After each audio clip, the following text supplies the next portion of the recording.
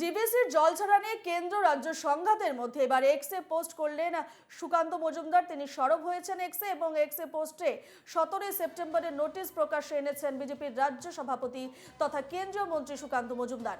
তিনি লেখেন, ডিবিসি প্রথম থেকে দাবি করে আসছে রাজ্য সরকার জল ছাড়ার কথা আগাম জানতেন। ডিবিসির দাবি উড়িয়ে দেয় রাজ্য সরকার, তবে রাজ্যের দুর্যোগ মোকাবিলা দপ্তরের একটি মেমো অনুযায়ী রাজ্য আগে থেকে জল ছাড়ার কথা জানত।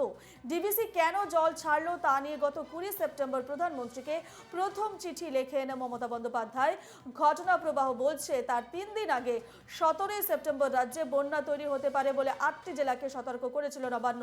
মেমো বলছে হাওড়া, হুগলি, 2 মেদিনীপুর, 2 বর্ধমান, বাঁকুড়া, পুরুলিয়ার জেলা শাসকদের রাজ্যের বিপর্যয় মোকাবিলা দপ্তর বন্যা পরিস্থিতির জন্য তৈরি থাকতে বলা হয়েছিল।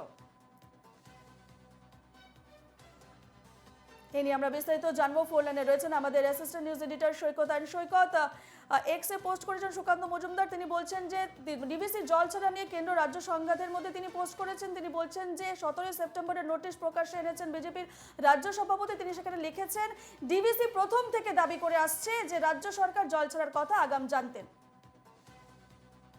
দেখো, একেবারেই যে বিষয়টা খুব গুরুত্বপূর্ণ সুকান্ত মজুমদারের এই পোস্ট। সুকান্ত মজুমদার তিনি একটি নোটিফিকেশন সামনে এনেছেন, যেটি রাজ্য সরকারের নবান্নের তরফ থেকে নোটিফিকেশন বলে তিনি দাবি করছেন। তিনি বলছেন যে 20 তারিখ মমতা বন্দ্যোপাধ্যায় প্রধানমন্ত্রীকে একটি চিঠি দেন, যে চিঠিতে তিনি লেখেন যে রাজ্য সরকারকে না জানিয়ে প্রায় 2.5 লক্ষ কিউসেক জল ছাড়া হয়েছে ডিবিসির বিভিন্ন জলাধার থেকে। এবার প্রশ্ন হচ্ছে যে তার আগে 17 তারিখ রাজ্যের প্রশাসনিক ভবন নবান্ন থেকে একটি মেমো জারি করে বিভিন্ন 5 রাজ্যের জেলা শাসককে সতর্ক করা হয় যে বিদেশি থেকে জল ছাড়ার পরিস্থিতি তৈরি হতে পারে, কারণ যেহেতু প্রবল বৃষ্টি হচ্ছে, আপনারা সতর্ক থাকুন। এই যে মেমোটি সুকান্ত মজুমদার সামনে এনেছেন রাজ্য সরকারের পক্ষ থেকে জারি করা মেমো বলে তিনি দাবি করছেন, তাতে স্বাভাবিকভাবে প্রশ্ন উঠছে যে রাজ্যের প্রশাসনিক ভবন নবান্ন যদি সমস্ত জেলা শাসককে সতর্ক করে থাকেন, তাহলে মুখ্যমন্ত্রী কেন বলছেন যে রাজ্য সরকারকে না জানিয়ে, রাজ্যের কোনো প্রতিনিধিকে না জানিয়েই ডিবিসির জল ছেড়েছে এবং এটা ম্যানমেড বন্যা? এই জায়গাতেই প্রশ্ন তুলেছেন সুকান্ত মজুমদার। তাহলে মিথ্যে কথা বলেছেন মমতা বন্দ্যোপাধ্যায়। তুমি সঙ্গে থাকো, আমরা ফোন লাইনে পেয়ে গেছি তৃণমূল নেতা জয়প্রকাশ মজুমদারকে। জয়প্রকাশ বাবু, এক্সে পোস্ট করে সুকান্ত মজুমদার লিখেছেন যে 17 সেপ্টেম্বরের নোটিশ প্রকাশ্যে এনে তিনি লিখেছেন যে ডিবিসি প্রথম থেকে দাবি করে আসছে রাজ্য সরকার জল ছাড়ার কথা আগাম জানতেন। ডিবিসির দাবি উড়িয়ে দেয় রাজ্য সরকার, তবে রাজ্যের দুর্যোগ মোকাবিলা দপ্তরের একটি মেমো অনুযায়ী রাজ্য আগে থেকে জল ছাড়ার কথা জানতো।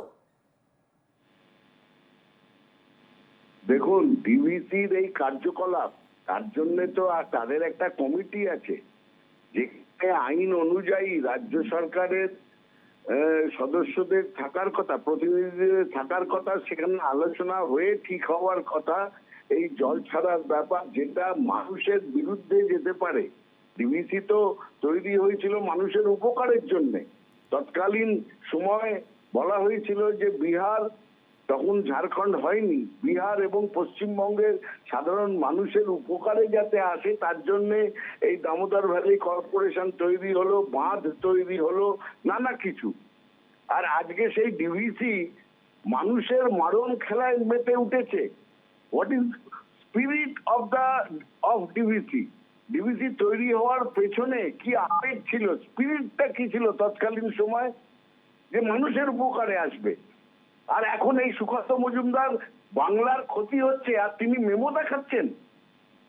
ডিবিসির আসল উদ্দেশ্যটাই নষ্ট হয়েছে। কেন্দ্রীয় সরকার এটা হাতিয়ার করেছে বাংলাকে শাস্তি দেওয়ার হাতিয়ার। বাংলাকে শাস্তি দেওয়া মানে বাংলার সাধারণ মানুষকে শাস্তি দেওয়া, তার হাতিয়ার করেছে ডিবিসিকে।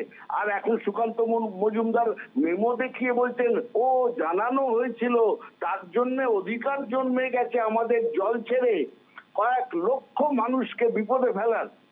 এটা বলতে চাইছেন বাংলাকে বিপদে ফেলার আসল কারণ এবং তার যুক্তি ওই একটা মেমো?